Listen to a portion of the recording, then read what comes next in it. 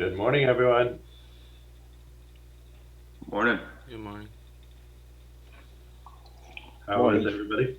Morning.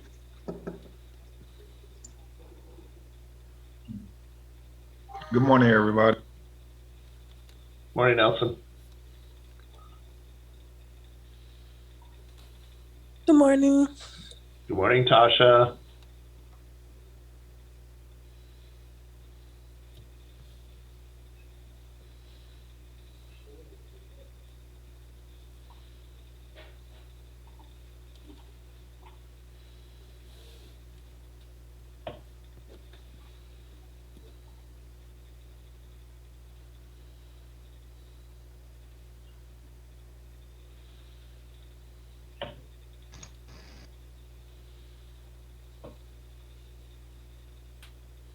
Morning. Good morning.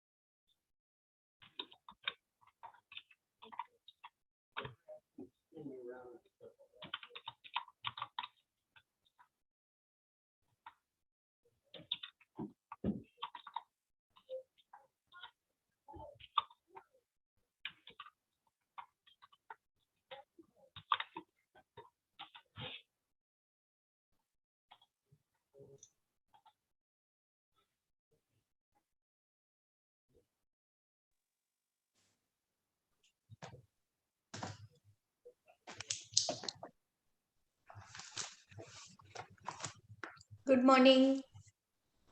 Good morning.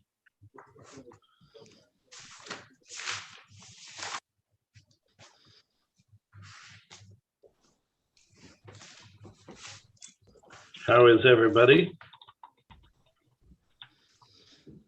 Fine, thank you. Good. Just enjoying this. I guess the wind had calmed down. Allergy was kicking up. Yeah, mine was bothering me yesterday. It's a little bit better today.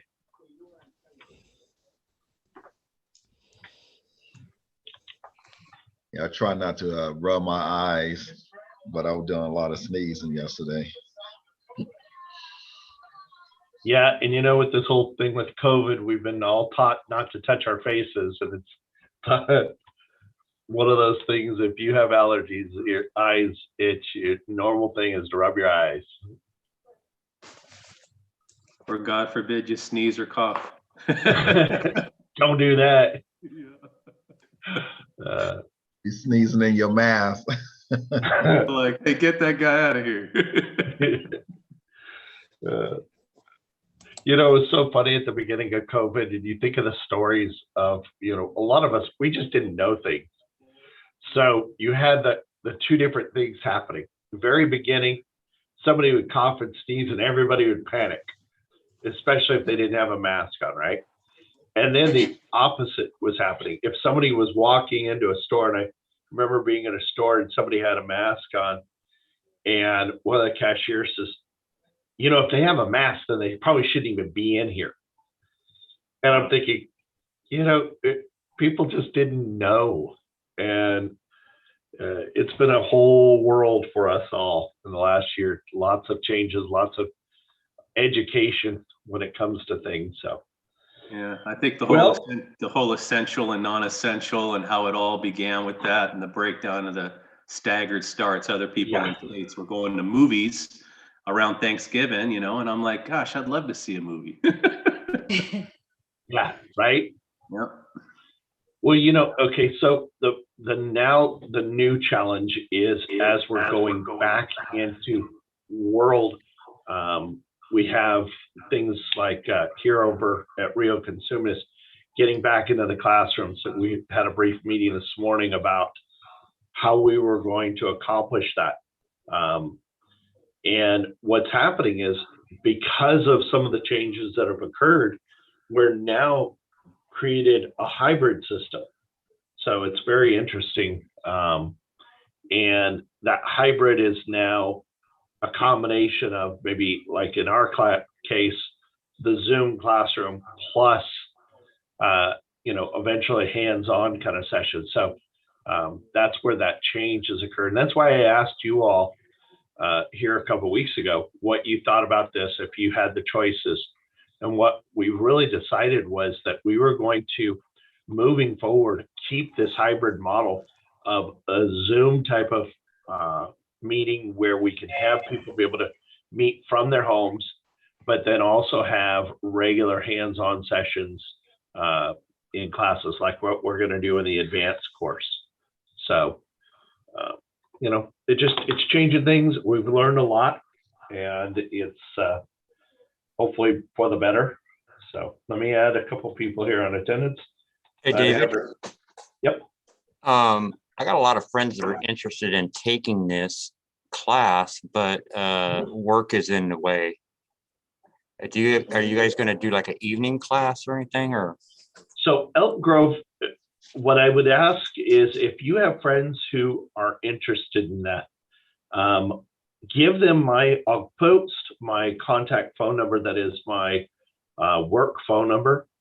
Have them contact me, because if they're interested, we are going to, so as I may have mentioned to you guys, we are creating a little bit of a hybrid system. So moving forward, the goal is in next school year, the training school that I do, which is called Integrity Training Services, we are going to be kind of blending our program with Elk Grove Adult Ed, which is allowing me to offer classes two different ways. The standard model will be this model that we're currently through. However, for those who you need a little bit different of a model, they can't go through this structured, they may want to get it done in 3 days. We're looking and we're polling people at doing some other types of workshops where we'll come in and it's 3 aggressive advanced days to get it done. Or it's a period of, a couple weeks. So we are looking at some of those things through Integrity Training Services to be able to offer those courses. However, they will be usually more expensive than it is through the school district. The school district has some programs that they can take advantage of that helps to offset this cost. The normal cost is, $800-900 for this same class. So that's some of the different things we're looking at how that will occur. But people who want to get it done quickly, for $800-900, they come in for a few days and get it all done. So those are some options. And the big reason why they're more expensive cost outside of Elk Grove Adult Ed is because Elk Grove Adult Ed gets financing or financial support through grants that are made that they take advantage of in working with Sacramento Works and other organizations through the state because they're a public entity. If you are a private entity, you don't get to take advantage of those as far as education goes. So that's why it works out. So changing gears a little bit, I was very pleased to see a lot of activity yesterday, emails going back and forth, some communication through the Google Classroom with each other as far as the projects that you're all working on. getting your projects done. I'm excited to see them. I'll be honest, I have not looked at any of your material, but just quick glancing, because I like the surprise of seeing how it all comes together. But I do glance at it a little bit just to see, where you're at and how you guys are progressing. So looks good. You guys are doing a great job, and really excited to see this. I will tell you, just for your scheduling purposes, I have reached out and spoken to somebody to come into the class. Let me pull up my calendar real quick. And so on April the 9th, we will have, as part of our class, we'll have that session, as I mentioned, about resumes, about utilizing CalJobs and other programs that are available to help you guys take this and go to work. As well as Teresa's going to come in and speak a little bit about stuff from Elk Grove's standpoint. I've also reached out to Tony, and I believe, is it Tina is the custodial supervisor that works under Tony in your guys' department, Nelson and Christina? For daytime, yeah, and Ruben's the nighttime. Yeah, right. And I know Ruben, but he doesn't typically come into this stuff because he pulls his staff from those are existing, and he's the nighttime manager or supervisor. So Yeah, Tina's daytime. it's Tina. So I reached out to Tony, invited Tina and him, either one, to come in on the 9th, as well as I've invited them and a few other people, Karen, Therese, and Gina, who is works with Sacramento Works and also is our program coordinator, to be with us for our graduation day on the 14th when you guys do your presentations. So it's all coming together as we get to the end. All right, I am going to go ahead and record today's session again because we are starting on restroom cleaning. So let me start that real quick.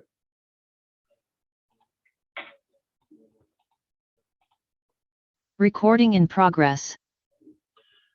So we won't watch any videos today, a little bit more of just an open discussion as we talk about the basic cleaning of restrooms and shower rooms, our final lesson out of the ISSA course.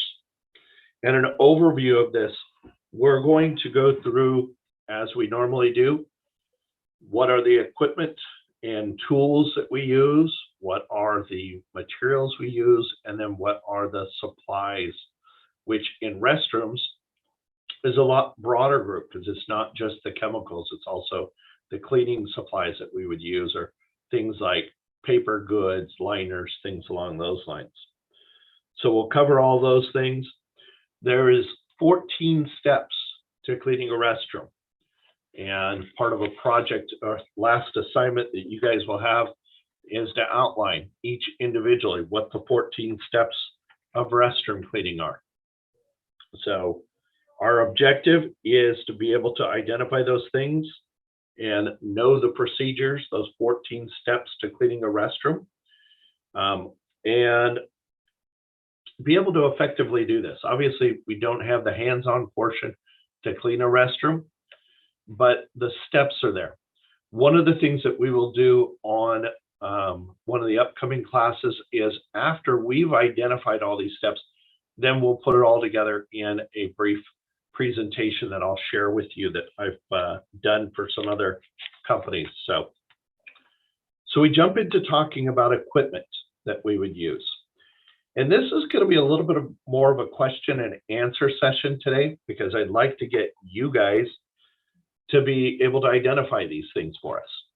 And a lot of these tools that we are going to discuss in this lesson, a lot of the equipment and materials we're using, is stuff we've used in other areas of cleaning, which makes sense because generally speaking, you don't have to reinvent the wheel to go clean a separate area of the building. You'd use a lot of the same equipment, a lot of the same materials and supplies that you would normally use.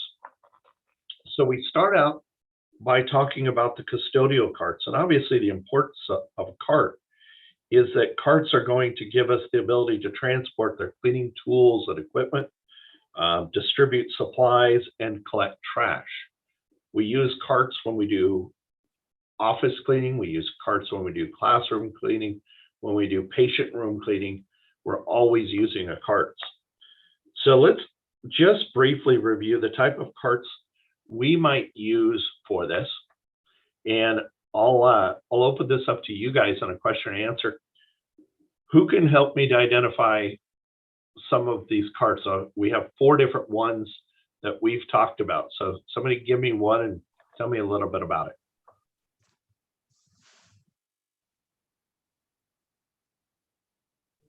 We have the utility cart. Okay, so tell me a little bit about a utility cart that you're talking about. The utility cart where you have all of your supplies on that cart, like your spray bottle, your paper towels, toilet paper, soap, mop, your microfiber cloth, your vacuum, your liner for the trash. And Okay, so Nelson, I'm going to ask you a question about what you described as a utility cart. Our book talks about 4 different ones. Which one of those would be a utility cart?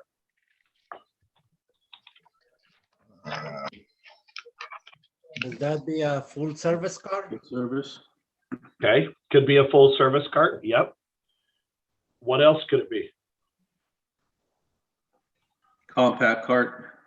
Compact. Yeah, it could be either one of those. So, you know, as you guys know, I like to share with you guys imagery, just to kind of share what we're talking about.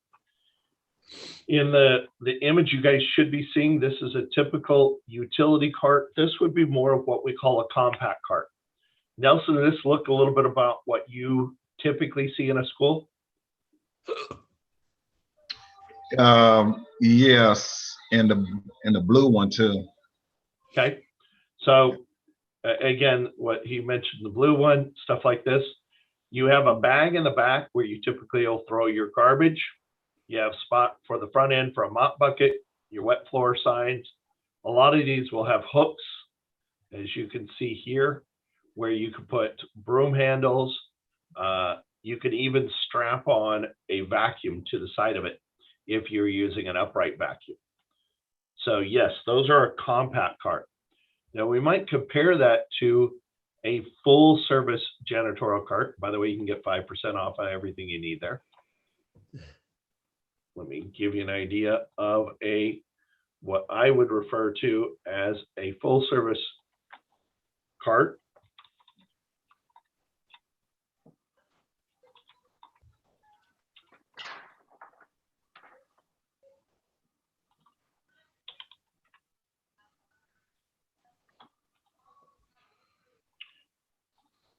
And this is a little bit more of a full service one. Now they're using this one for beverage, but this is where you could store a lot more. Company that makes a great full service cart actually is a company called CPI.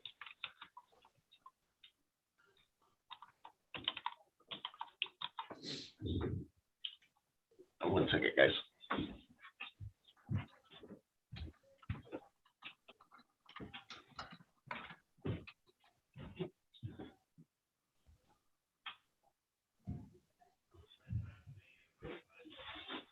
My light keeps going off in here, so.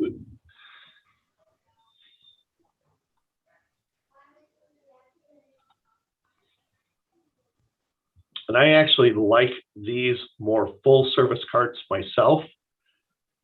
And this is a great example of a full service cart because it has doors, has rooms for the trash, but it has a lot more space to a full service cart. A lot of times it's a lot easier to transport. You could have a platform on the front for your vacuum bag. You can even have where it has 2 platforms, one for buckets, for mops, This one was designed with microfiber in mind, so it utilizes rectangular buckets. But that's a full service cart. You guys mentioned a compact cart. In the healthcare world, we might be using something like a room service cart. And those are very similar to what you see here, but it's set up where you have things like linens in there. So you typically want to keep those closed. You may have extra paper supplies. And the reason being is that you're replacing supplies in every room. In a healthcare environment, you typically are going to have things like facial tissue put in there. So there's always going to have room for that. You're going to need more soaps because every room might have its own restroom. So you're going to need a cartridge of soap for every room. A lot of times with those carts, you're going to need to make sure they're fully stocked at the beginning of your shift with everything you need, because you don't want to have to make multiple trips. And obviously, the point of any cart is really to simplify the work, to make sure we take everything we need to get the job done. And then last is a trash and laundry carts. Those could range anything, as we've seen before, from a garbage can on wheels to literally a big cart that has laundry where we could throw all the linens into it. So there's a variety that are used of these carts. Mark, your question. Yeah, do you use carts with racks for the vacuum cleaner on that? Is that practical? Yes, absolutely, especially in the room service carts. One of the things in room service cleaning, and again, it depends on what you're dealing with. If you're in the hospitality cleaning industry, so cleaning maybe in a hotel or something along those lines, you absolutely would. And so what would happen is the company that you're working for would order a cart that, instead of having this open space here, has a spot for the vacuum cleaner to hang on. Because in hospitality, you never use a backpack unless you're doing the common areas. If you're servicing a room, they're taking a vacuum on and off. And so as a result, they'll use a lightweight upright vacuum that weighs anywhere between 8 and 15 pounds is the average. So yes, it's very common. If you are doing a healthcare facility, such as a hospital or long-term care facility, that might be set up with microfiber, which is the way this one was designed, so that you would use rectangular buckets. You can load up 20 or more. I think the buckets normally hold about 25 to 30 flat microfiber mops, which would allow you to have all your mops ready to go for the entire group of rooms that you're cleaning. And again, the reason being, they're designed in such a way that you peel it off. Here's what's nice about these type of carts. If you're using a room service cart, instead of the back end being like this bag style that you have here that is used for trash, a lot will use that for their dirty microfibers, and they'll have a separate cart that they'll wheel around for trash and collect all their trash, because they're doing a trash bag for every room. So really, it's a combination of the manager for the department setting up the carts properly and getting the right type of cart for you, and then you utilizing it the way it was designed. And a lot of times talking with your manager or supervisor to see, how do they want it used? Are they using the bag for trash, or is it going to be used more for linens? So, and a point of thing about that, if you are using a bag like this for trash, what's the rule of thumb about trash collection when we're doing rooms?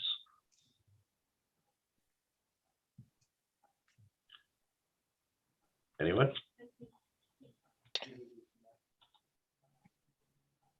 Don't push the bag down in with your hand. Exactly. Yep. So that means you're going to be very careful about this. Some of the newer companies have developed on the back side of the bag, some spot where you'll be able to unzip it, like this company has on the back side. The entire back end opens up. You can unzip it and pull the garbage out instead of reaching inside of it. And that avoids the issue of potentially getting poked from something sharp. So that's really the custodial carts. And remember, our goal here is to make sure that we have it set up correctly. Be careful to not to carry too few products, but also don't overload it so that you can't get everything you need on there. So just properly set up your cart so you simplify your time. Now, what's the next piece of equipment or tools we would use for restroom cleaning? We mentioned we have the carts. What else?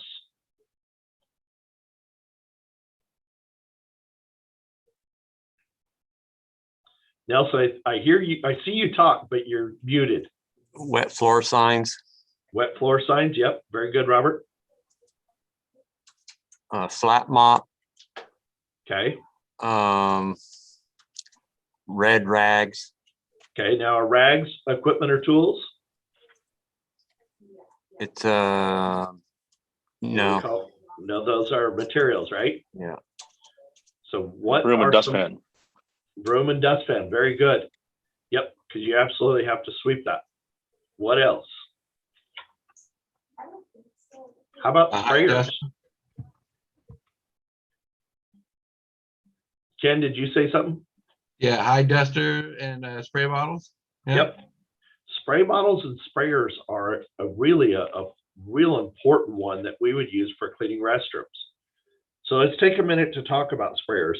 Most of the time when we think of sprayers, we think of just a simple spray bottle, right? With the trigger sprayer, you squeeze and do it. But more and more, we've gone to pump up sprayers as an effective tool for doing restrooms. And the reason being, in restrooms is the area we use more chemicals than any other area. And if you remember in our initial training, the very beginning of our class, we mentioned that restrooms is the area, it's the #1 area that people will complain about. So from that standpoint, what's one of the biggest things people would complain about in restroom cleaning?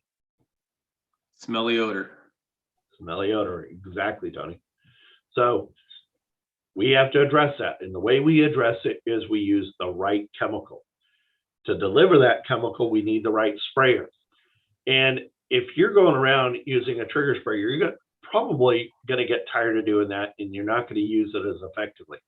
Whereas a pump sprayer is a great delivery mechanism that you pump up, and they can go anywhere from a half-gallon size all the way up to a 7-gallon backpack style pump sprayer. There's a wide variety there. The good thing with pump sprayers is it delivers a lot of product and they're fairly simple to use. So let's just basically go into the different parts of a pump sprayer.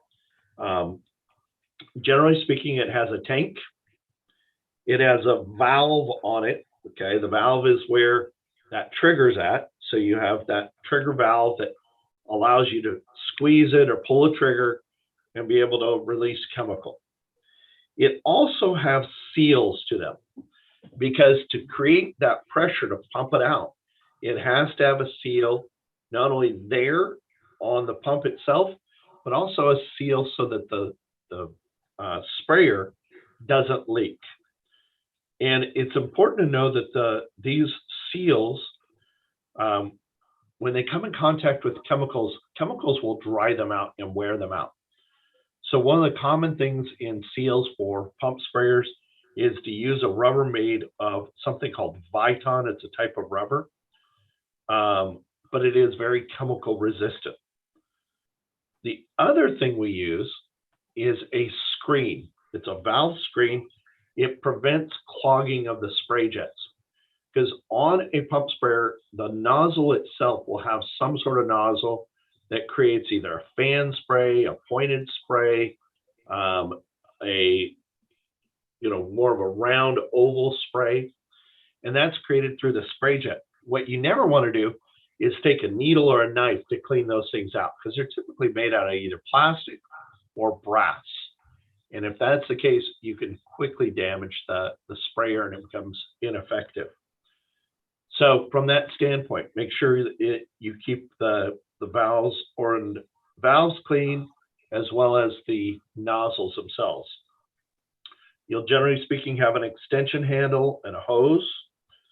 So what are we talking about? Let's just take a look at a typical pump sprayer. And it's interesting because I was just at Home Depot the other day looking at pump sprayers because I had to use this. And here's a perfect example of a pump sprayer from Home Depot, the HDX brand, as we all know.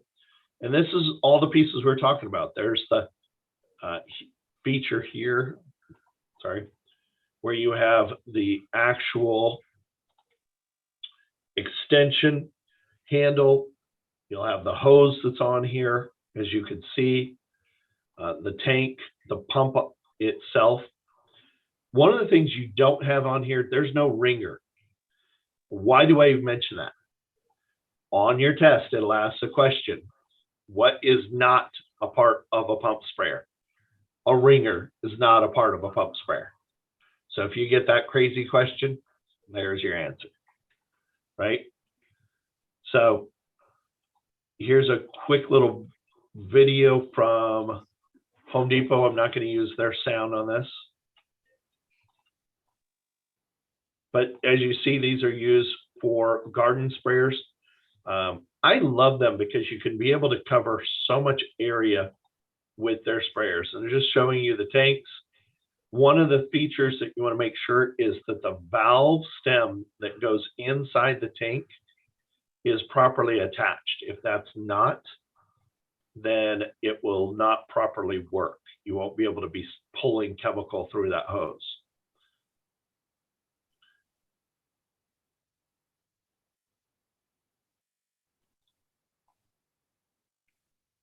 And this issue of lack of pressure on it, a lot of times it's just not properly sealed. So you want to make sure that it's sealed and pumped up. So not going to spend too much time on that. What I do want to talk about, though, is something called a pressured system. And from that standpoint, we're going to feature a machine that is one of Robert's favorite pieces of equipment. Robert, what would you say to talk a little bit about a Kaivac unit? You use Kaivac, right? Love it. I love the Kaivac. It's a no-touch cleaning. Yep, absolutely. I think the only thing I touched was maybe lifting a toilet seat. That's it. Right. So we're going to use, I'm going to go through a few different things on the Kaivac unit. I am going to talk specifically about Kaivac as a brand because they are the ones who created the standard for everybody else. And then from there, you guys can use whatever brand you want in the field. Now, I will address this. We talk about trigger sprayers. They provide the ability to spray just a small amount of chemical. We use trigger sprayers for most spray bottles. Pump up pressure systems, like you just saw, the pump sprayers, fantastic tool, very inexpensive. I will caution you on one thing. If you use a secondary bottle and trigger sprayer, or you use a pump sprayer, make sure it either has a proper label from the factory. So whatever chemical you're using, if you're going to use it all the time for that, make sure you get a secondary label that you put on the outside of the bottle, so that from a safety standpoint, from an OSHA standpoint, the product is properly labeled. If you do not do that, and you've mixed it with water, you need to dump it out and take the container home with you. You cannot leave it in the supply closet without it be properly labeled.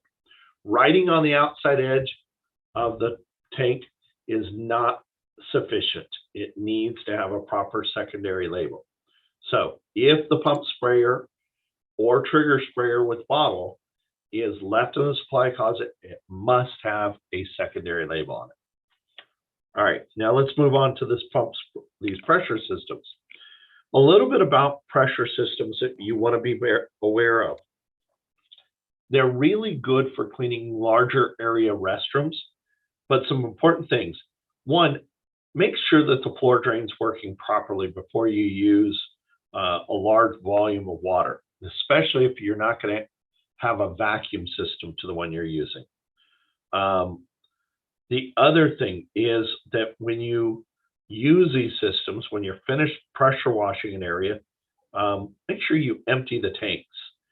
Don't dispose of them down a storm drain or on the ground. It needs to be dumped down a proper sewer drain.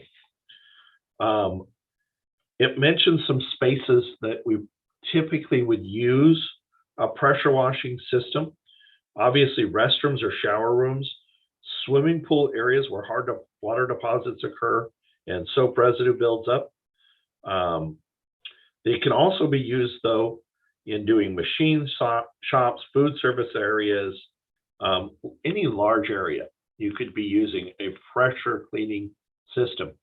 We have used them to clean the outside of grocery stores, the front entrance. And the reason we did that is because when you're cleaning the outside of a grocery store, any solution that you put down, it can't go out into the sewer drains, the storm drains. So we had to recover that. And that was what was good about these systems, is it has a vacuum. So most pressure washing systems that we talk about are rated anywhere from 250 to 2,000 pounds per square inch, or PSI. That's the rating that we would use. What else do I want you guys to know? If you are using them and you're using chemicals through it, you need to make sure that you flush the chemical out of the system. So that's just some basics. Let's get into the video from it. We'll start with the Kaivac restroom one. And hang on one second on the share. I need to set it up properly so that you guys can hear the sound. And we're going to see a couple different videos from Kaivac. So here's the first one.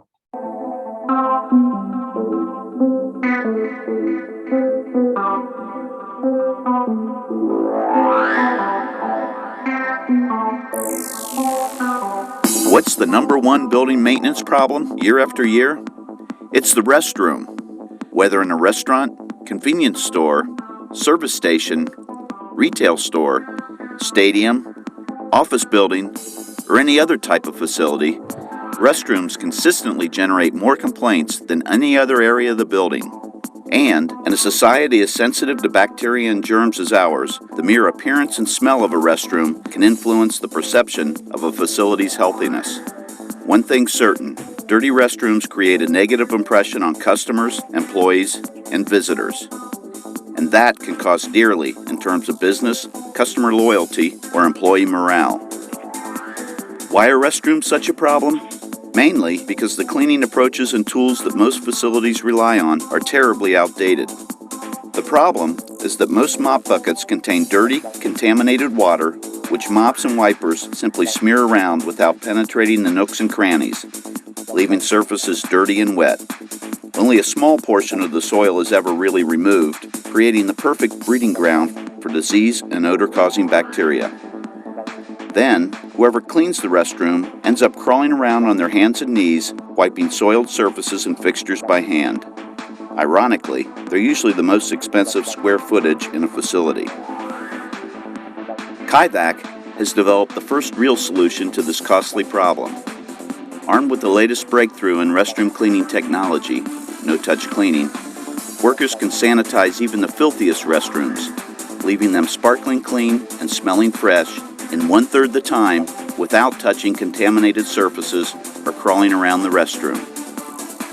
The secret behind our proven process is the total removal of all soils. Our revolutionary no-touch cleaning system combines indoor pressure washer, chemical injection, and wet vacuum technologies onto a single platform. Just spray our advanced cleaning formula on fixtures and floors, and then blast the soils loose with a power rinse of always fresh, clean water. The built-in power of the indoor pressure washer flushes soil out of grout lines and tight places that mops can't reach. Years of accumulated filth are blasted away and onto the floor. Finally, just vacuum the floor dry, completely removing soils, moisture, and bacteria from all surfaces, grout lines, and crevices, leaving the floor virtually dry and soil-free. The results are sparkling clean restrooms that look clean and smell clean, ready for immediate use. No wonder there are more than 15,000 of these systems. Okay, so that was one of the first ones I wanted you to see. Let me show you the one that is a little bit more detailed. It's about 8 minutes long. We'll see this one, and then at that point,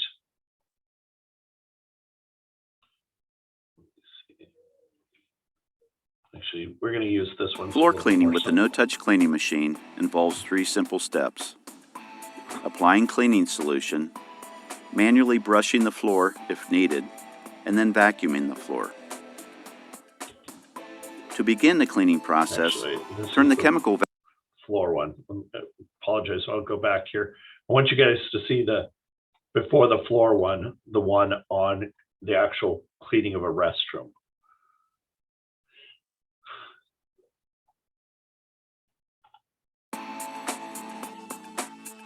Cleaning a restroom with a Kaivac no-touch cleaning system is not only extremely effective and efficient, it's also very easy after some simple, fundamental training. The basic process involves just 3 easy stages: spraying cleaning solution on fixtures and surfaces, then pressure rinsing the surfaces with fresh water, and finally vacuuming away the soils and water, leaving the restroom clean and dry. This video provides an overview of restroom cleaning while covering the basic Kaivac no-touch cleaning process that's used when cleaning most surfaces. Once you have a basic understanding of this process, you'll be able to apply these principles to clean virtually any area within a building. For more information on cleaning specific areas of a building, such as kitchens, hallways, classrooms, and so on, please see our entire library of training videos available online and also on DVD. Let's get started. In order to provide a complete overview of restroom cleaning, we'll use the letters in the word SIMPLE to describe the process in detail and to help remember each of the steps involved. Starting with the letter S, we set up the system and also sanitize touch points, which act as disease transfer points. First, make sure to put on the proper safety equipment, such as gloves and goggles. Next, fill the water tank with cold water, and if desired, add 2 capfuls of Kai Dry to the water tank to prevent water spotting and reduce drying time. Meanwhile, if sanitizing, use a spray bottle to apply disinfectant or other sanitizing solution to restroom touch points like tissue, soap, and towel dispensers and door handles. Allow this solution to remain or dwell for the specified time. As you make your way through the restroom, pick up any trash on the floor and remove any trash cans from the restroom. Also, flush any urinals and toilets and make sure that the toilet seats are down. Then, if you haven't already, set up the chemicals so that they can be automatically and precisely diluted by the Kaivac's chemical injection system. See your Quick Start video for details on setting up the chemicals.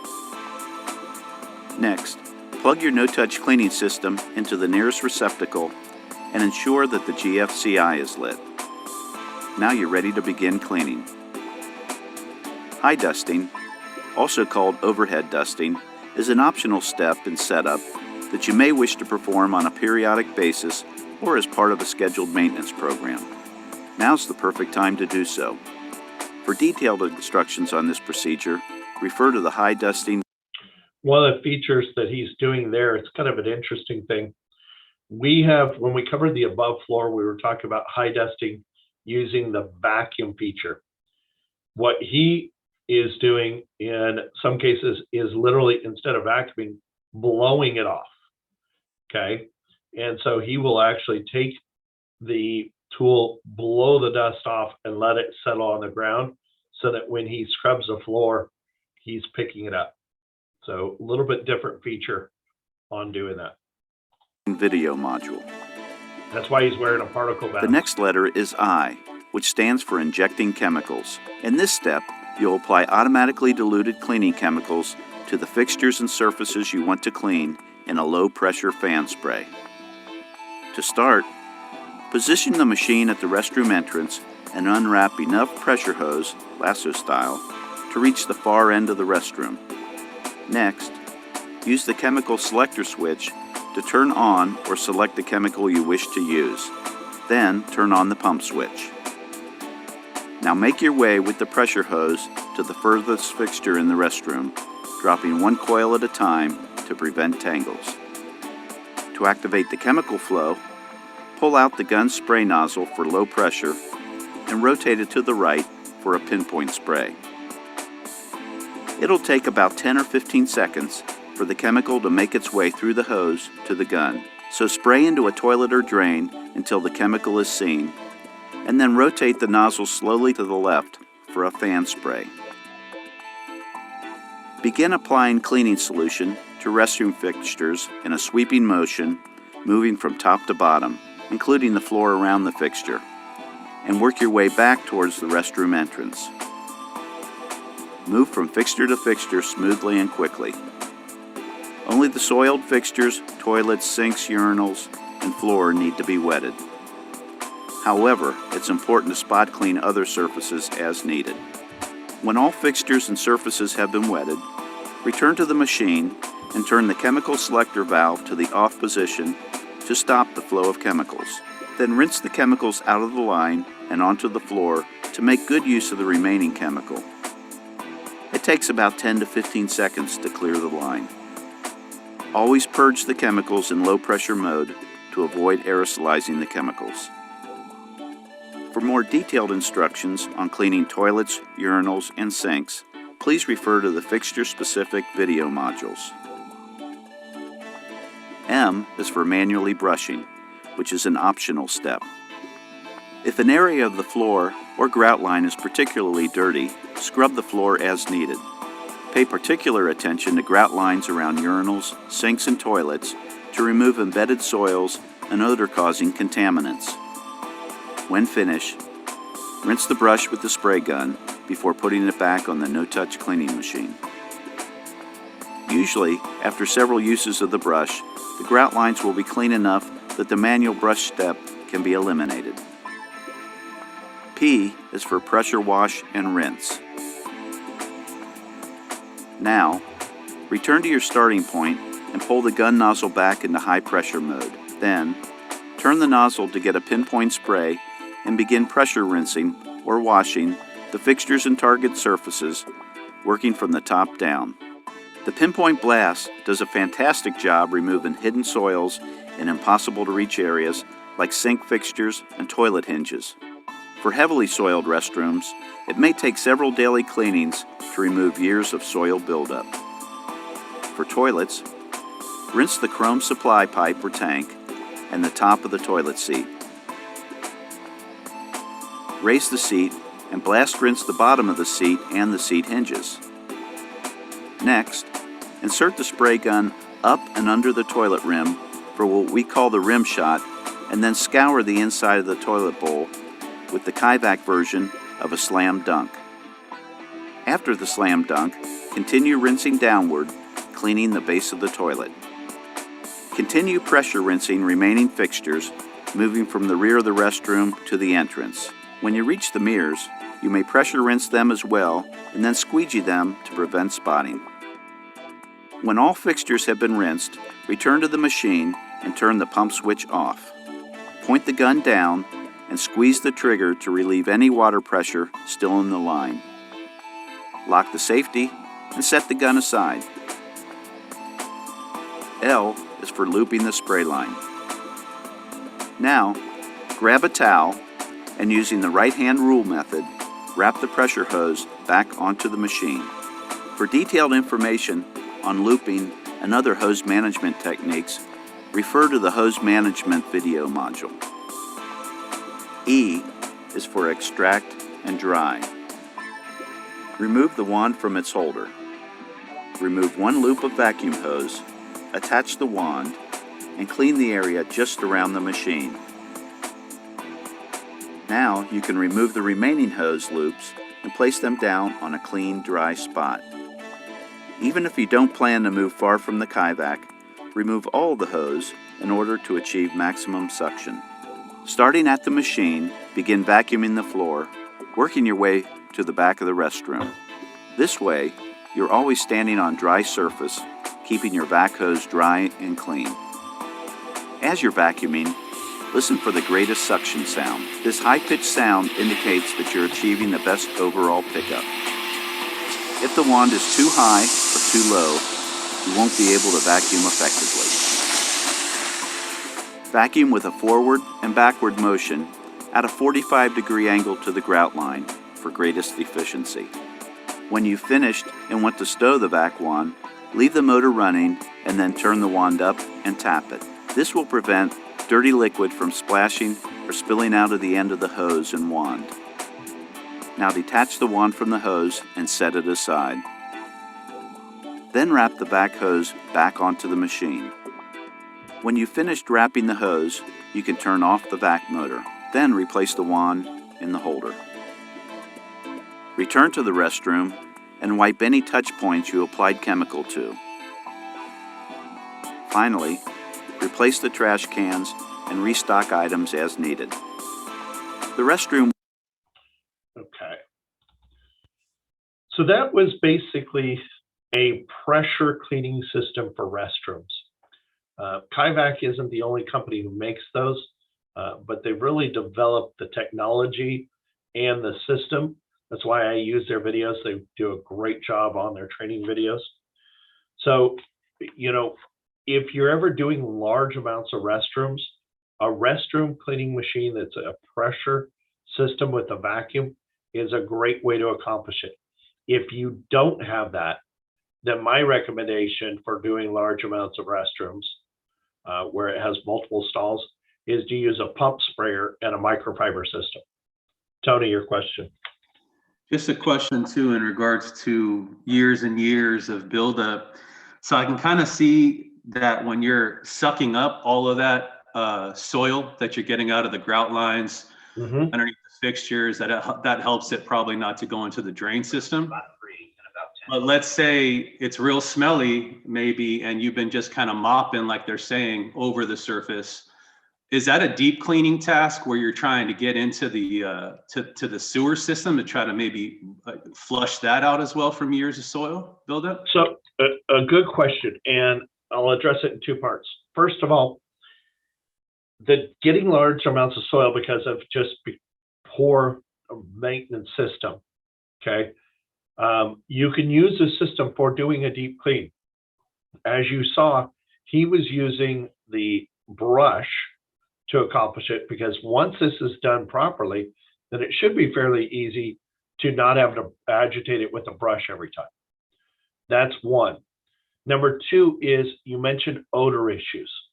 There are two separate odor issues that are caused in a restroom. And reality is there's two that we deal with. There's actually three odor issues, but let's start with the simple one that we don't deal with. Simple one is while in use, you will have restroom smells because people are utilizing the toilet and it's going to have smells. Those are a lot of times addressed during the day through a room deodorizer, which we'll talk a little bit more about in the next couple of classes, because we'll talk about the chemicals, which would include deodorizers. But the more common thing, the two more common that we deal with in cleaning occurs either in the cleaning itself on the floor. So this is a great image. I'm going to share this without turning the video on. In this image, you can see you have the tile wall and the tile floor. around a toilet or urinal, you will get, especially in a men's room, you'll see this, you will get a buildup of urine that can occur and get in the grout. And if that's not properly cleaned when you're doing a deep clean, then you're going to smell it and you'll definitely notice it. Using the right chemical as part of your deep clean and also part of your daily cleaning will help to eliminate that. And that's where I always, whether you're doing a deep cleaning or daily cleaning, encourage that not only do you clean the toilet or urinal, but you always clean right around it, making sure the floor, which we mop daily anyway, but we use a chemical on the floor and on the wall around it. Generally speaking, from a standpoint of, 3 feet and below. Okay. The third thing and it's the second of the common stuff we deal with, is the floor drains. That is a separate issue. We will address talking about cleaning floor drains as we talk about chemicals and drain cleaning in one of the upcoming classes in the next couple lessons or next couple parts of this lesson. So I hope that answered your question, Tony. It did. Okay. All right. So that is a pressure cleaning system. There's another system called a vapor steam cleaning system. And I'm not even going to show you a YouTube video about it because honestly, they're all kind of cheesy.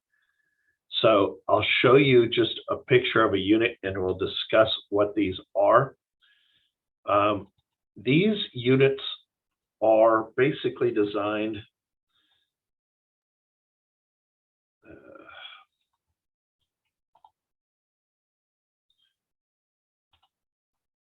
where it has a tank to it. And this is a great image. So you guys should be seeing that. It's a simple tank that holds water. You would use distilled water in it. But what a steam cleaning unit does is it creates steam through pressure. So it takes the water that you put in there, it heats it up to 215 to 230 degrees, and it puts it under pressure. So when that chemical or water is released through the unit, and it'll typically have a hose and a tool set up. This is similar to the one that I have. This would allow you to use steam vapor to clean.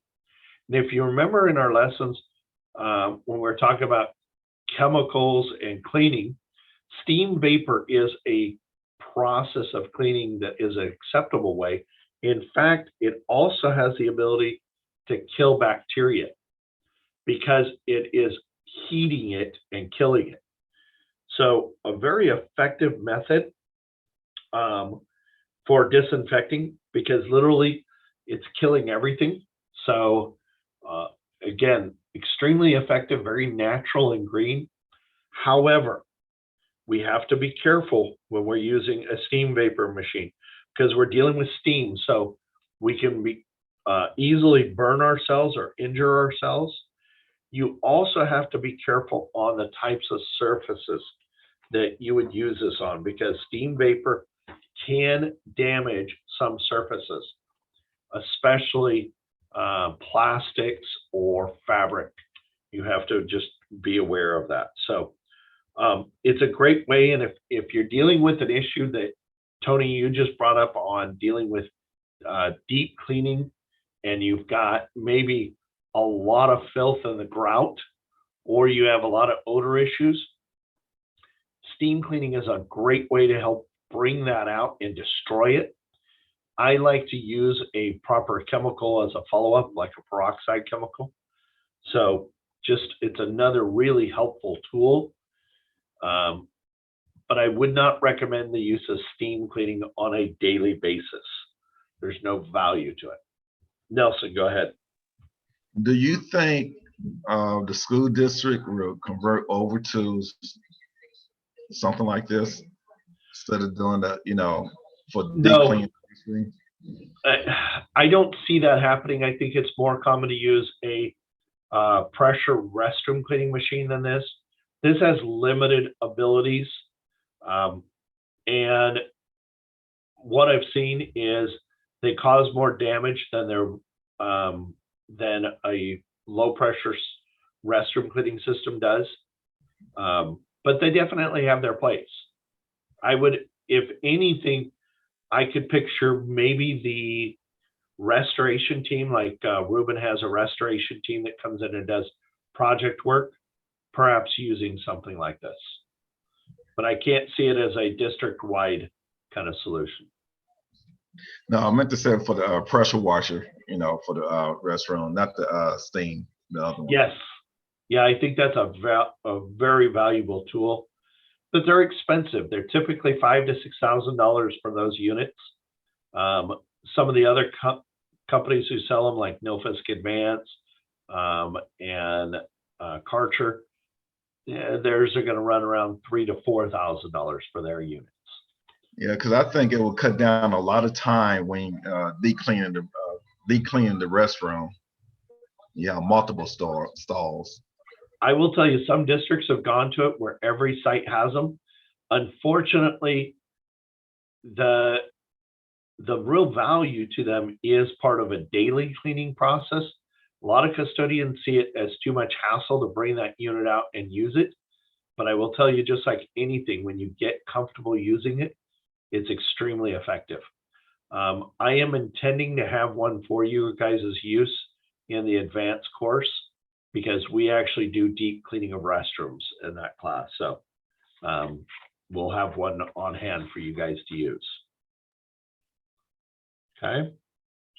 So what other tools would we use? We identified some of the big tools out there. We have obviously the mention of the carts, our sprayers. You guys mentioned earlier about the mop buckets and mop handles, okay, which would include the wet mop holders, right? What other pieces of equipment can you think of that could be used? If we're using a pressure system and we don't have a vacuum, what would we use to get the solution pushed to the floors? How about a floor squeegee? A great tool, right? There was a tool that the technician used who was doing the video to clean the windows. What was that?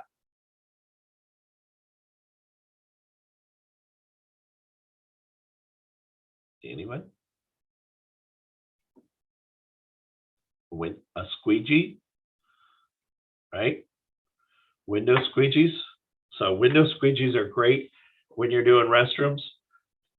Let me show you a couple different things about squeegees real quick, because there are a couple different types of squeegees available. Actually, there's a number of different ones. There are window squeegees, and then there are rubber squeegees, or moss rubber squeegees. Okay.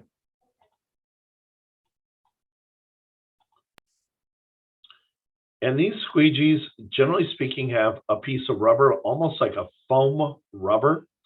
Those are really good for doing floors with, right? And you can see in this image here how this guy is using it. It really helps to pull the solution to a point. Tony, is your hand up just from earlier, or do you have a question? Sorry about that. No worries. Okay. So moss rubber squeegee is great on floors, especially grouted tile floors. But then you would have also a window squeegee, which is great on use on doing partitions or things along those lines. And one of the things, if you could see in this image, the squeegee blade itself, that is a perfect part of it, is very thin. We don't need a lot of rubber on there, but it's a thin piece of rubber. The one thing about squeegee blades is that each edge to the blade is typically squared off. And on a window squeegee, you have two sides to it, a top and a bottom part. So you can use one side until it starts to round over. Then you pull the blade out, replace it, and use the other side. And that allows you to use both sides. It extends the life of your squeegee blade. This is going to be the case with any kind of squeegee, whether it's on a floor machine or as a window cleaning squeegee. Those are fantastic tools to use. So squeegees are one of my favorite tools. Here's another good image of this. Again, as you see, it's got the blade. Now, this channel is what holds that blade in place. And the squeegee just slides in and is clamped down so it doesn't move around. So I recommend every janitor, every custodian who's doing large amounts of restrooms have a window squeegee. One of the things you saw in the video earlier, a minute ago, we were showing the gentleman who was cleaning had his tools in a little belt pouch that he carried around some cleaning tools with him.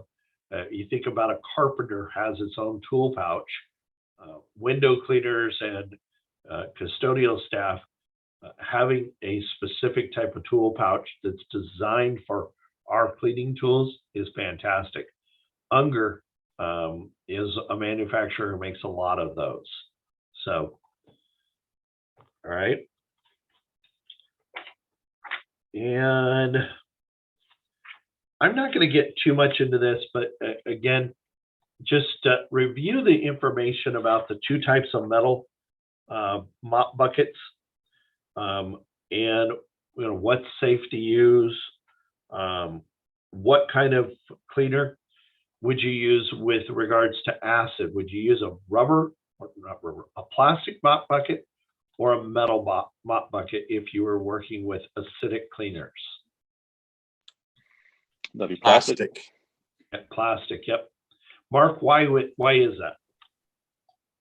that? Eats up the metal. Absolutely, yeah. So unless it's a stainless steel, which are very expensive, and preferably a seamless stainless steel, then I don't recommend the use of a metal mop bucket for working with those. So those are a lot of the tools that we use. Let's address now some of our materials. Now we take it to the things that, remember, materials are items that wear out sooner. And obviously the first thing that we would use is personal protective equipment or gloves, right? But when we're dealing with restrooms, we want to take it a step further. I see a lot of guys who will actually use two gloves. One is the latex or nitrile glove that they use for personal protective equipment, but they'll also use an outer rubber glove when they're working to clean toilets or urinals, because what happens with that is the rubber glove, if it ever tears, now you're exposing yourself while you're in the middle of cleaning. So it gives you that extra layer of protection when you're dealing with cleaning toilets or urinals. Mark, do you have a question? Or? Yeah, I had a question about the tools and equipment, and kind of falls into what you're saying, double gloves. Do we ever clean or disinfect our tools and equipment? For the reason is, just as you're saying, wearing two gloves, take out the outer glove because you're dealing with toilets or whatever, it keeps everything clean. Yep. I actually recommend it as part of the maintenance at the end of your shift to clean your equipment down. And I like the recommendation of using a disinfectant when we do it. Now, something I liked in the Tyvek video, and it's a good best practice. If you noticed when he put the vacuum hose down, he said to vacuum the area first right around the machine and then undo that. The value of that is he's not putting a vacuum hose onto a dirty, wet surface. Means he also doesn't have to wipe it as thoroughly clean as he's reeling it up. But with the cords, using, again, wearing gloves, using a rag as you're pulling and looping those, you're cleaning your cord off.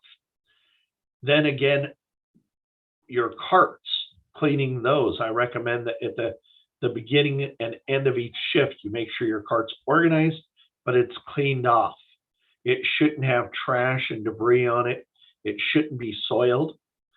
And sadly, one of the things I see all the time, because I deal with a lot of different janitorial services, I have seen things like these restroom cleaning carts become a trash collector, and they turn filthy because they're being taken in there and nobody thinks to clean the cart itself or the machine itself. So make sure you keep those clean. And again, a few best practices: drain the lines of your machine, turn your vacuum, you have the wand held up so it's draining all that. And then he noticed before he turned the vacuum off, he pulled the wand off and put that aside. So now what's happening is the vacuum's still running and pulling all the moisture as much as possible out of that vacuum hose, so it's not going to drip or leak. So again, just simple, good, best practices. And the answer to your question, Mark, is unfortunately, a lot of guys don't. Take it a step further. What about your mop handles? I wonder if that's because it's not thought of. It's something that you don't think of. You're thinking about cleaning everything else, but not everything that you're touching through the whole day. I want to say it's even a step further. You know, in this class, we talk about why we clean. You're learning not just how, but why, right? And as a result, you're starting to think about healthier buildings, right? Cleaning for the health of that building, the occupants, but also you as a cleaning professional. These are your tools. And in comparison, okay, give you a fun story from back my teen years. My dad had a good friend of mine who was a professional painter. When it came to painting, this man was spot on. He was great. He can cut a line with his paintbrush. He could roll paint one roll. It was not, you know, like me going back it over multiple times. He knew how to paint. But his van was a mess. He was disorganized. Things were thrown in it. His tools, he was constantly having to replace tools because he didn't care for his equipment. And as a result, he really didn't represent himself well as a painter. He had a bad reputation, and, you know, from that standpoint of, you know, just a sloppy painter, even though he did a great detail work. The same would be true for us as a professional cleaning person. If our tools and equipment are kept clean, our supply closets are kept cleaned and organized, everything is done that way. One, the image we give, we start with that, is professional. It represents us well. Number two, it protects us as the people using it. I always look first thing at mop buckets. And if I see a filthy, dirty mop bucket, I know that the custodian or janitor isn't taking time to clean up after themselves. And that's the first thing I like to address is maintaining your tools and equipment. Make sure that at the end of your shift, you rinse it out. If the mop is worn out, throw it out. Replace the mop head, hang it up at the end of the shift clean. Don't leave it sitting in a mop bucket, right? But you hang it up and you let it dry, and it should be hung over the sink, not on the opposite side where it's going to drip on the floor. So just some good best practices. And in working with janitorial services, one of the things I train them on is regularly bring that supply closet up to par so it stays that way. You know, whether it's the technician doing it or the lead going in and doing some detail work. So, all right, good questions. We'll go over briefly some of the materials. So we mentioned gloves, but we also have tools or materials such as our sponges or scrub pads. Anybody familiar with what is called a bowl mop? Anybody heard of a bowl mop? Nelson's shaking his head. This is a tool, and there's a funny term to it. And since I don't have any Johns in this class, I can call it also a Johnny mop. I got somebody says, I don't want to stick a bowl swab named after me, but this is something called a bowl mop. And years ago, the nickname was called a Johnny Mop. I don't know why it was called that, but what this is a basically just a simple handle, a little swab at the end. They're usually about 8 inches up to about a foot long, usually, with a swab at the end. These bowl mops are ideal for being able to apply the disinfectant or toilet bowl cleaner inside a toilet or urinal. You will also see them sometimes with a little cone like this one has to be able to kind of wring it out. And so what I encourage you to do is, if you were using this, you'd apply your cleaning solution to the bowl mop. Here's another image of one. Then after you apply it inside the bowl, after that, you dip it in the water in the tank and you use the cone to squeegee off the excess or squeeze off the excess water. And then this should be stored in a way that you're not putting this, just laying it back on the cart. It would need to be put into a bag or into a little container. Mark, your question. In the book, it refers to bowl swab and bowl mop. Yep. So are they both identical? Because they're in 2 separate pages, 106 and 114, and you apply the acid cleaner to it to clean the inside of the bowl. So because it's an the test interchangeable reference term. is a bowl mop. Yeah, it's an interchangeable term, and the I'm looking for where it's on 114, because 114 is the actual procedures. Right. And 114, it's in the right column, straight down number 5. Apply liquid acid cleaner to your bowl mop. yeah, and that's what is referred to on page 103 as a bowl mop. But 106 is bowl swab. And that is on 106, right column, about the 3rd paragraph down. Apply these chemicals with a bowl swab only and never let them touch your skin. Yeah, same thing. Bowl mop, bowl swab. Okay, because I'm looking at the test and it says bowl mop. So you know how the test reads, either Yeah. right or wrong. If they, Yeah, you know. it's a bowl mop. And Okay. it was somebody in the writing of the book that should have Right. probably been changed to bowl mop on page 106. Okay. Yeah. So that's a great way to apply it. So now this is separate from a bowl brush. And a bowl brush, okay, is going to look more like this, where it has bristles to it. This is designed more to scrub the inside. The challenge with the bowl brush is it doesn't have the ability to hold any chemicals to it. So typically you would use these as 2 separate tools. Bowl brushes and bowl mops are not an interchangeable thing. Now, obviously the next thing we would use is our wipers, our rags. We all know about cotton towels, disposables, or microfiber. My favorite in restrooms is microfiber. Our book also talks about the different types of mop heads. Again, I'm not going to get into the detail except for to say that there's 3 different kinds: the cotton, rayon, or synthetic mop heads. And cotton is very popular for restroom cleaning. I personally don't like them for restroom. This is the area I hate mop heads for. And my reasoning being is this, okay? I'll show you.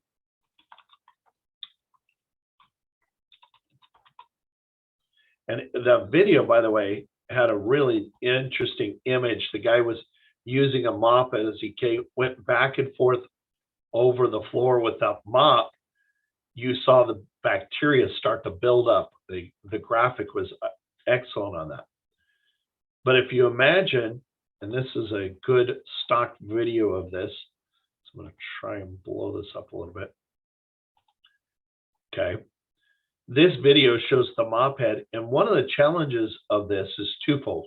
One, the mop head being run over the top isn't getting into the grout lines. It's literally dragging solution or dirt over the floor. And in fact, the grout lines itself serves almost as a squeegee to remove soil and deposit it in the grout line. So what I typically think of when I see this is that literally I could have a brand new floor, and if I'm mopping it this way, within less than 6 months, that grout line is going to be filled with soil. So not really an effective way to mop a floor. The other problem I have is when you're doing this in a restroom, you need to clean right up against the edges, right? And when you clean up against the edges with a traditional string cotton mop, what's happening? You're putting soil right up along that baseboard. And as a result, one of the most common occurrences I see in restrooms on the floor areas is what I call ring around the restroom. And it is a line, usually the first inch or two, all the way around the base of the restroom. And that's occurring because of improper mopping. In comparison, if I used a flat microfiber mop, okay,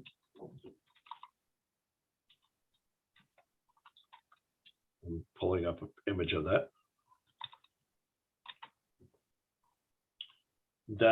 The value of that is it's typically going to get much better into the grout lines. And this image here is a good image, so I use this one.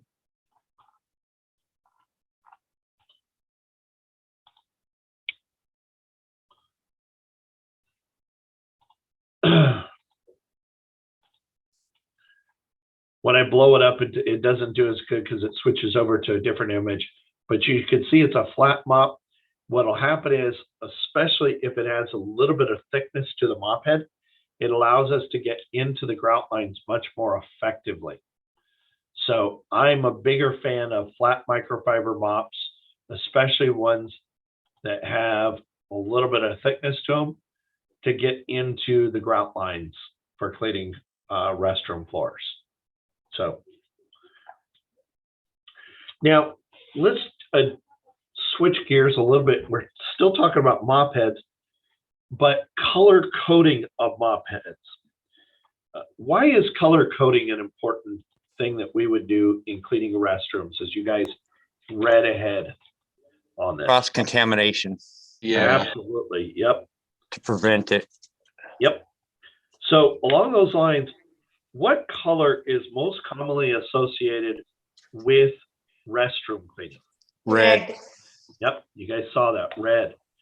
Now, our book gives a good guideline, and this is not any hard, fast rules. It's not a standard, but it does give you a guideline that you can use for each different task.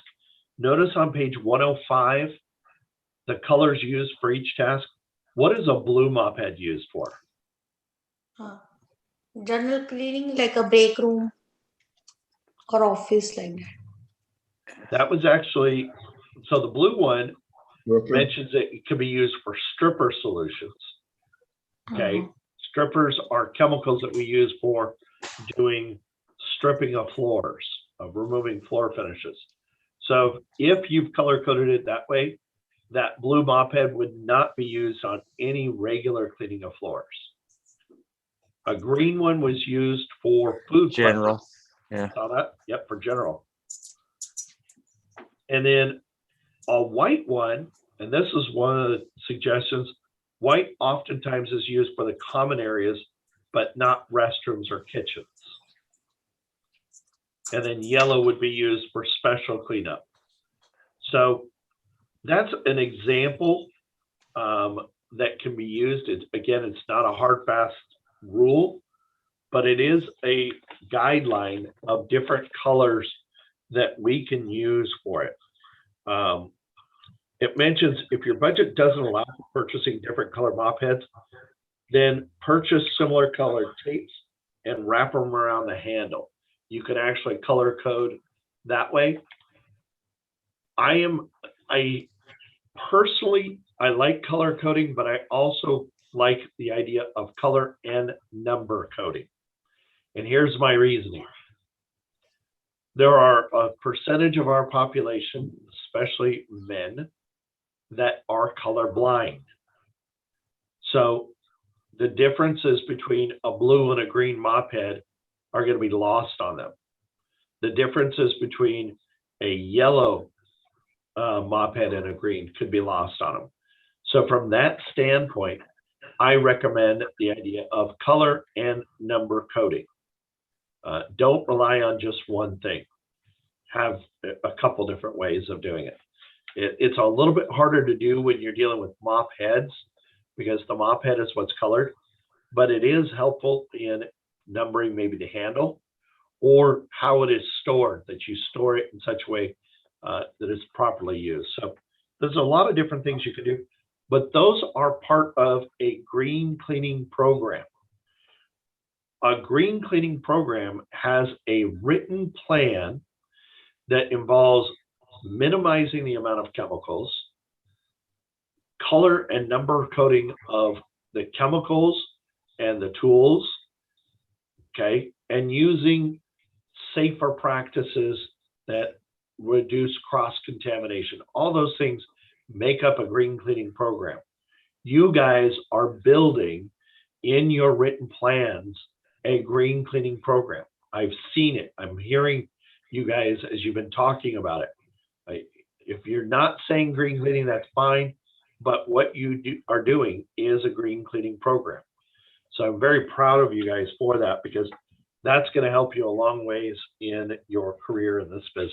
So, okay, that covered the equipment materials that we would use. On our class on Friday, we will cover the supplies, which will get into the chemicals. I want you guys to be able to identify for me those chemicals.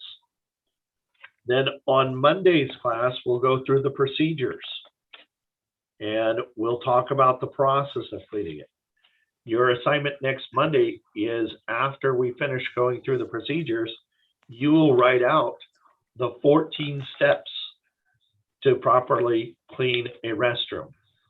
And then we'll review that on next Wednesday's class. So we're coming to the end of this.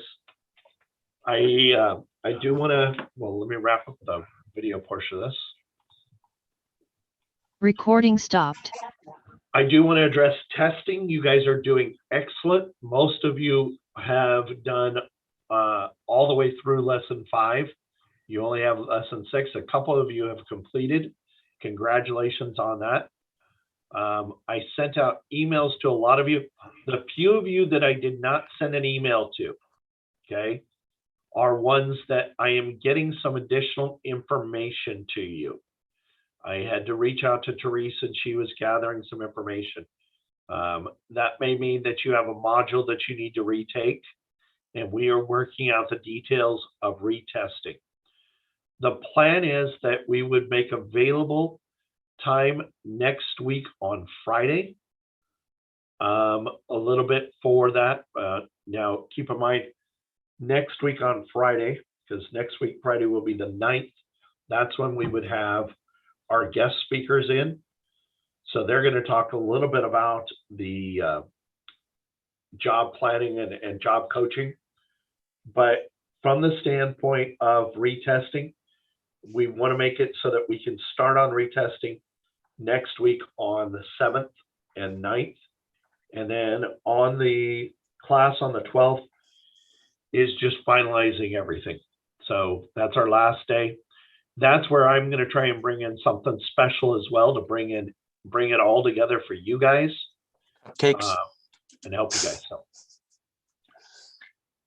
okay, so that's kind of where we're at right now with bringing our class to completion in the next 2 weeks. I have a question. Yes, sir. The retesting, we have to pay that first, right? Before we do the retesting? That is what we're working out, Robert. Okay, In the past, students had to pay for that.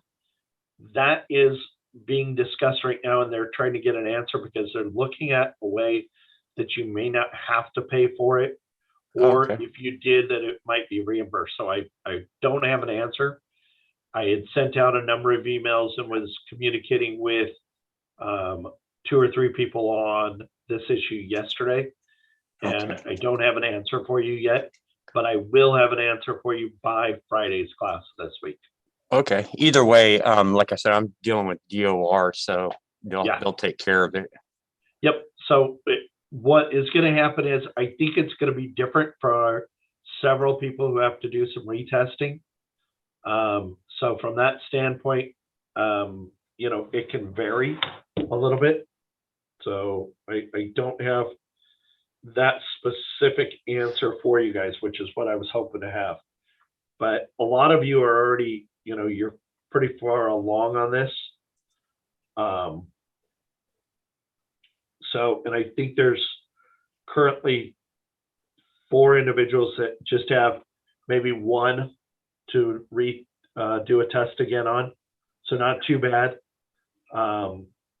Overall, you guys are doing great as a class.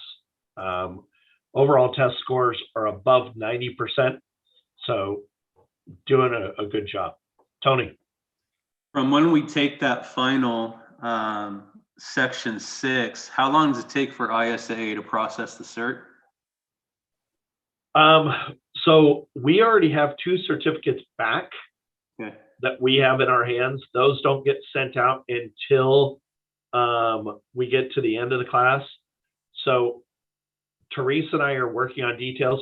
What ends up happening is I have to go over next week, sign your guys' certificates that are the ones from Elk Grove. You guys actually get 2 certificates. You get a certificate from Elk Grove Adult Education, and you get an ISSA certificate. So, like I said, we already have a couple of them back. Generally speaking, because you guys do yours online, your results are immediate. So once you've passed it, then you're done on the testing goes, and then they notify us. They mail it out usually like next business day. So they're very fast about getting these into our hands. I am hoping, now I'll cross my fingers here, if we can push and I can get retesting started as soon as Monday, and we can get everybody completed with testing next week, it'd be really cool to have everybody have their certificates the day of graduation. We get them into your guys' hands, because it would be a hope I have is that we could take a picture of each of you guys holding your certificates. We have not been able to accomplish that. So I'm working with another teacher who's done some fun stuff with this. So in the past, what we did when we had the live in-person class, those classes, at the end, we had a group picture with everybody holding up their certificates. I will tell you that in regards to the advanced course, those of you who are taking the advanced course, which that class is quite full, we're going to have a big group. The 28th of May, the graduation day of that one, that day will be a in-person graduation at the Gerber Road location. So the advanced course has the 3 different ones that'll be doing that. So who here is currently signed up? Because I don't have the class registration. So do me a favor, raise your hand using the raise hand function if you are signed up for the advanced course. Okay, I've got Nelson, Mark, Archina. Anybody else taking the advanced? Okay. Christina, aren't you taking the advanced? And Eduardo? in the advance too. Yeah, you are. I knew Eduardo, you are. And I think Christina is too. Yeah, Okay. Christina is too. Yep. Those of you who've expressed it, I think we're just trying to get some details wrapped up. So sounds like about 4 or 5 of you guys are. I will tell you the one thing I want to prep you guys for. You guys had 150 questions for 6 modules that you've, once you're all done with all this testing, that's how many questions you covered.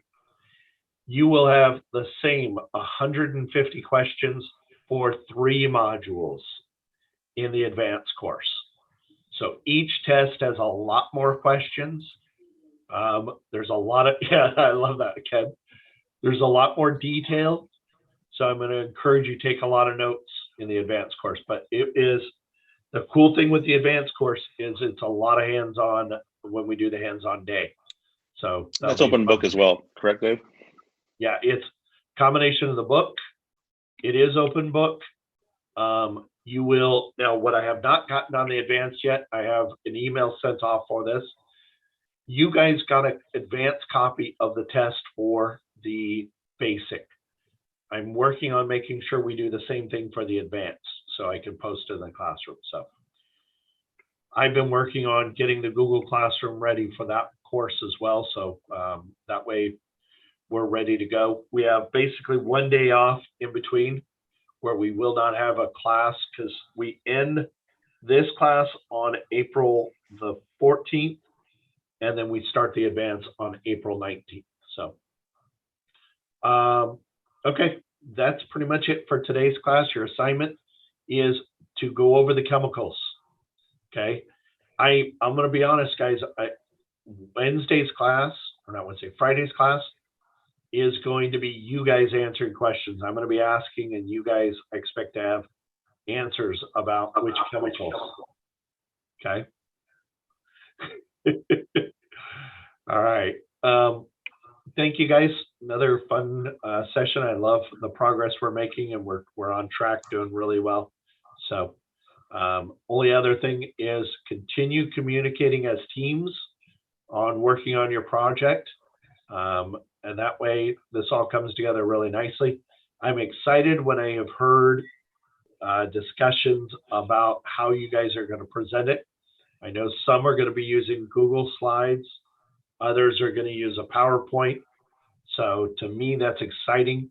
You know, I will be showing more to you guys in my process. So I'll have that as part of what I present on restroom cleaning next couple classes. On Monday, I'll present my restroom cleaning program for you guys. So, all right.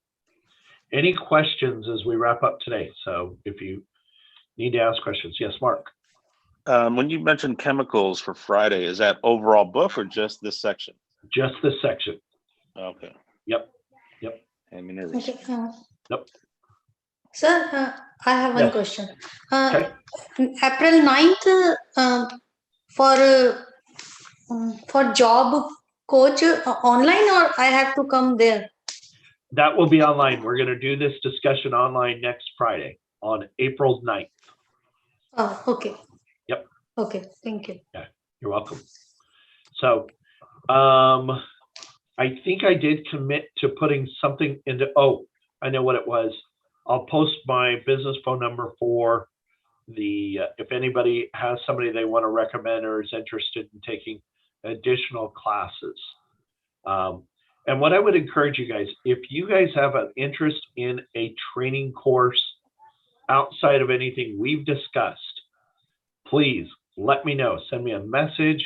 You can text me. You can put it in the Google Classroom. You can email me. You know, as an instructor, I want to make sure I'm providing courses to all of you guys that will help you advance your careers. So You're saying outside of the custodial? Yep. Within, so I will say my range is anywhere in the cleaning and restoration area. So I will be doing classes on like gym floors and polished concrete. I don't go beyond that because that's not my area of expertise. Okay. And I'm not networked in with anybody outside of that. That's, outside of what we have here at Elk Grove Adult Ed, and even our adult ed, our Always Learning program. We are probably the bigger program now than some of the others within Always Learning. It's us, and then there's a phlebotomy program. Most of the rest of adult ed at Elk Grove is designed around getting high school diploma and things along those lines. So yeah, that's the only ones we have here through Elk Grove. So Dave, I know what we need, since this group, this class that we have right now, we need a contract. So get us a bid so we can start our own. I love it. I love it. You asked what do we need? Yeah, you're good at following the money. Yep.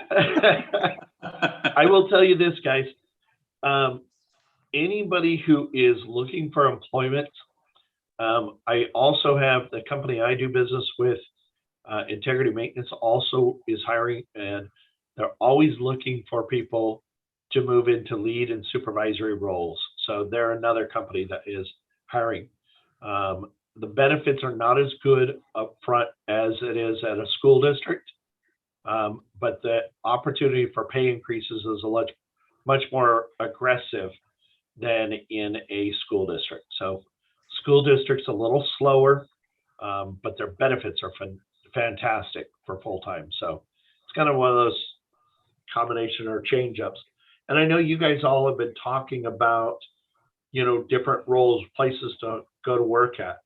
I am reaching out for those of you in the that have shown interest in the healthcare world.